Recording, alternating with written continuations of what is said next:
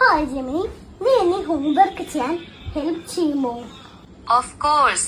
റബ്ബിന് റൈമിംഗ് ആയിട്ടുള്ള വാക്കുകൾ നമുക്ക് ഒരുമിച്ച് കണ്ടെത്താം. ടബ്, സബ് എന്നിവ റബ്ബിന് ചേരുന്ന വാക്കുകളാണ്. അടുത്ത വാക്ക് സപ്പ് എന്നാണ്. സപ്പിന് ചേരുന്ന വാക്കുകൾ കപ്പ് അഥവാ പാത്രം, പപ്പ് അഥവാ പട്ടിക്കുട്ടി, ടപ്പ് അഥവാ മുട്ടൻ ചെമ്മരിയാട്. ഇതിലേതാണ് എഴുതാൻ താല്പര്യം? ഞാൻ കപ്പ് എഴുതുന്നു. സപ്പിന് കപ്പ് എഴുതാം. അടുത്ത വാക്ക് റഗ് ആണ്.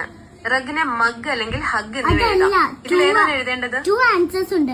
അതുകൊണ്ട് തന്നെ അടുത്തത് നീ ഒന്ന് സെറ്റ് ചെയ്ത് തരുമോ? സപ്പ് എന്ന വാക്കിന് കപ്പും അല്ലെങ്കിൽ പപ്പ് എഴുതാം. ഞാൻ- ഇപ്പൊ എല്ലാം ഞാൻ വ്യക്തമായോ? പപ്പ് നമുക്ക് അടുത്ത എഴുതാം. വാക്കിലേക്ക് കടക്കാം. ഒറ്റ മിനിറ്റ്, ഞാൻ പപ്പൊന്ന് എഴുതി തീർക്കട്ടെ.